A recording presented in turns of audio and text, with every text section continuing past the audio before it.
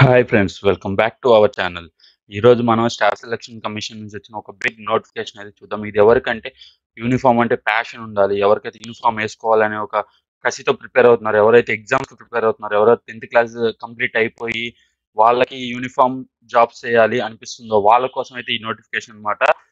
ఇది completely based on 10th class complete అవుతే చాలు అప్లై చేసుకోవచ్చు అనమాట. దీని డీటెయిల్స్ అయితే చూద్దాం, ఫుల్ డీటెయిల్స్. ఓకేనా? ఈ అప్లికేషన్ స్టార్ట్ అయింది అయితే నిన్న స్టార్ట్ అయింది అనమాట.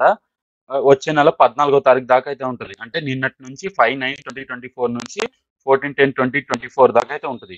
అప్లికేషన్ అయిపోయి పేమెంట్ చేయకుండా ఉంటే 15/10/2024 అయితే లాస్ట్ డేట్ అనమాట. Last date for online fee payment. ఓకేనా? తర్వాత ఏదన్నా అప్లికేషన్ లో ఎర్రర్స్ ఏమన్నా వస్తే వాళ్ళు 5/11/2024 నుంచి 7/11/2024 దాకా అయితే చేసుకోవచ్చు అనమాట. ఎగ్జామ్స్ వచ్చేసరికి జనవరి ఫిబ్రవరి 2025. ఈ జనవరి ఫిబ్రవరి ఆ టైంలో అయితే పెడతామని అయితే చెప్తున్నారు, కన్ఫర్మ్ కాదు. ఓకేనా? మాక్సిమం పెడతారు, ఒక్కోసారి అటు ఇటు అవ్వచ్చు. ఓకే. నెక్స్ట్ వచ్చేసరికి కంప్యూటర్ బేస్డ్ టెస్ట్ అనమాట. ఏదైతే కంప్యూటర్ బేస్డ్ టెస్ట్ ఉంటుందో మీ ఓన్ లాంగ్వేజ్ లో అయితే రాసుకోవచ్చు. ఇక్కడ మొత్తం ఇంగ్లీష్ హిందీ కాకుండా 13 రీజనల్ లాంగ్వేజెస్ అయితే ఇచ్చారు. ఆ రీజనల్ లాంగ్వేజెస్ లో ఏ లాంగ్వేజ్ లో అయినా రాసుకోవచ్చు. మనకి తెలుగు మీడియం వాళ్ళు ఎవరైనా ఉన్న దీంట్లో ఒక మంచి అవకాశం ఏంటంటే తెలుగు మీడియం కూడా ఉంటుంది. తెలుగు కూడా ఉంది చూడండి, 12th దాంట్లో ఇచ్చారు. తెలుగు కూడా అప్లై చేసుకొని ఎగ్జామ్ తెలుగులో కూడా రాసుకోవచ్చు. ఓకేనా? ఇది ఒక మంచి అవకాశం అని అయితే చెప్పొచ్చు. నెక్స్ట్ వచ్చేసరికి వేకెన్సీస్ అయితే చూద్దాం. ఓకేనా? వేకెన్సీస్ చూడండి, ఇక్కడ క్లియర్ గా ఇచ్చారు.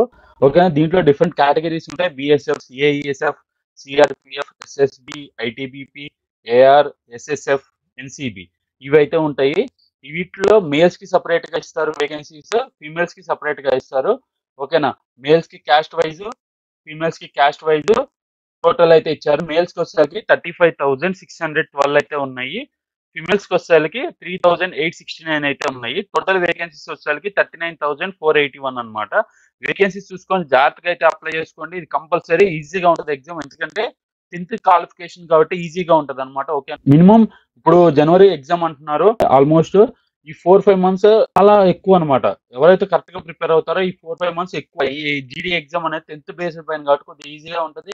ఎవరైనా ప్రిపరేషన్ స్టార్ట్ చేయకపోయినా ఇప్పుడైనా స్టార్ట్ చేయండి, కంపల్సరీ ఎగ్జామ్ అయితే క్రాక్ చేస్తారు. కరెక్ట్ గా ప్రిపరేషన్ స్టార్ట్ చేయాలన్నమాట. ఒక టైం టేబుల్ తో, ఒక ప్లానింగ్ తో వెళ్ళాలి. అప్పుడైతే కంపల్సరీ రీచ్ అవుతారు, ఎగ్జామ్ అయితే క్వాలిఫై అయిపోవచ్చు. ఓకేనా? ఎవరైతే దీనికి అప్లై చేస్తున్నారో ఫిజికల్ ఈవెంట్స్ కూడా కరెక్ట్ గా అయితే ప్రిపేర్ అవ్వండి. నేను ఈవెంట్స్ గురించి కూడా మీకు ముందు ముందు చెప్తాను, ఈవెంట్స్ ఏముంటాయి అనేది. ఓకేనా? ఇది పే స్కేల్ అనమాట.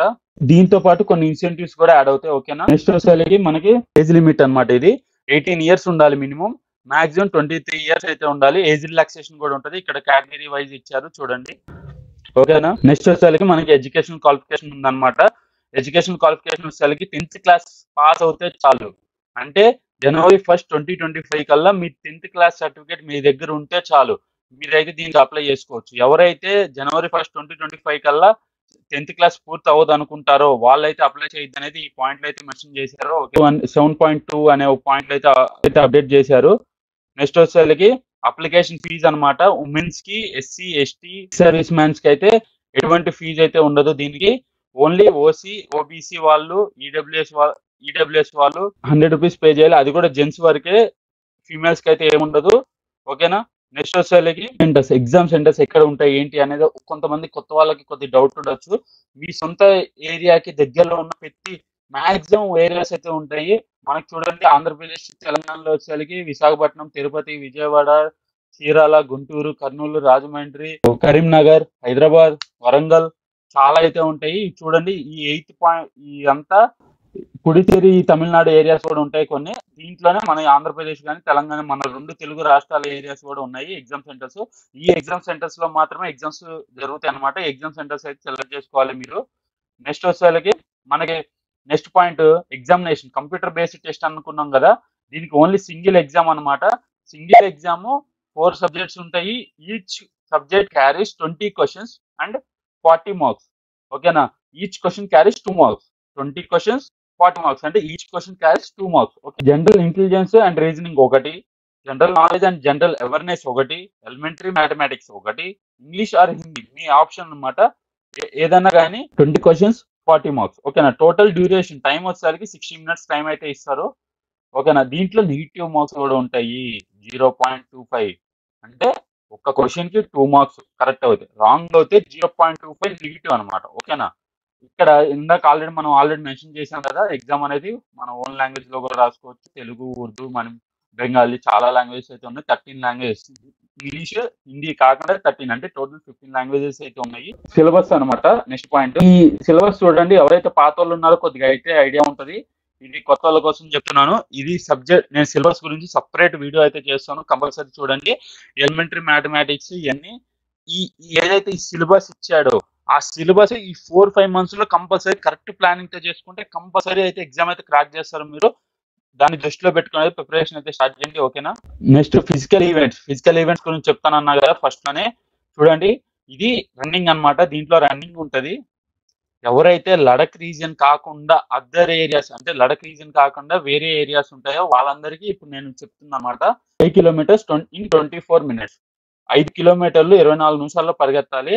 అదే ఇది మగవాళ్ళకి. ఫీమేల్స్ కి అయితే 1.6 kilometres in 8.5 minutes. 1.6 kilometres 8.5 minutes లో రన్ చేయాలన్నమాట ఫీమేల్స్ అయితే. మేల్స్ అయితే 5 కిలోమీటర్స్ ఇన్ 24 మినిట్స్. ఇక్కడ క్లియర్ గా ఇచ్చారు చూడండి. For candidates other than those to Ladakh region. Ladakh region కాకుండా వేరే ఏరియాస్ కి అనేది చెప్తున్నారు. ఇదైతే లడక్ రీజియన్ వాళ్ళకి అనమాట. 1.6 కిలోమీటర్స్ ఇన్ 7 మినిట్స్ మేల్స్ కి అయితే. 800 మినిట్స్ కాదు, 800 మీటర్స్ ఇన్ 5 మినిట్స్ ఫీమేల్స్ కి అయితే. ఇక్కడ చూడండి క్లియర్ గా ఇక్కడైతే మెన్షన్ చేశారు for candidates of Ladakh region. Okay, next దీంట్లో పిహెచ్డి కూడా ఉంటది. అంటే హైట్, వెయిట్, చెస్ట్ ఇది చెక్ చేస్తారు. ఓకేనా? ఇది మినిమం అన్నమాట. అంటే ఇది ఓసీ కేటగిరీ వాళ్ళకి అనమాట. 170 సెంటీమీటర్స్, ఫీమేల్స్ అయితే 157 సెంటీమీటర్స్. ఓకే, చెస్ట్ ప్రకారంగా కొన్ని రిలాక్సేషన్స్ అయితే ఉంటాయి. ఇక్కడ అది క్లియర్ గా అయితే మెన్షన్ చేశారు చూడండి మీరు. చెస్ట్ వచ్చేసరికి 80 సెంటీమీటర్స్ అయితే ఉండాలి మినిమం. ఎక్స్పాన్షన్ మినిమం 5 సెంటీమీటర్స్ ఉండాలి. అంటే 80 సెంటీమీటర్స్ గాలి పీల్చుకొని ముందు 80 సెంటీమీటర్స్ ఉండాలి. ఎప్పుడైతే గాలి పీల్చుకుంటారో ఎక్స్పాన్షన్ చేస్తారో 5 సెంటీమీటర్స్ అయితే మినిమం పెరగాలి. ఎక్కువ పెరిగినా పర్వాలా, మినిమం అయితే అది పెరగాలి. రిలాక్సేషన్ కూడా ఉంటది. దీంట్లో క్యాస్ట్ ప్రకారంగా ఇక్కడైతే చూడండి, ఇక్కడ ఇచ్చాను వెయిట్. ఇది మెయిన్ పాయింట్ అన్నమాట. హైట్ కి తగ్గట్టు వెయిట్ కూడా ఉండాలి. అప్పటికల్లో క్వాలిఫై చేయడం అయితే జరుగుతుంది. ఇంకోటి చెస్ట్ లో మెజర్మెంట్ ఫీమేల్స్ కి అయితే ఉండదు. ఇక్కడ హైలైట్ చేసిన పాయింట్ లో చెప్పారు. ఇది ఓన్లీ మేల్స్ కి అనమాట. రన్నింగ్ ఒకటే వీటికి మేల్స్ ఫీమేల్స్ ఇద్దరికి ఉంటది. చెస్ట్ అనేది ఓన్లీ మేల్స్ వరకే చెక్ చేస్తారనమాట. ఇది ఒకటైతే గుర్తుపెట్టుకోండి. గర్ల్స్ అయితే రన్నింగ్ ఒకటే ఉంటది.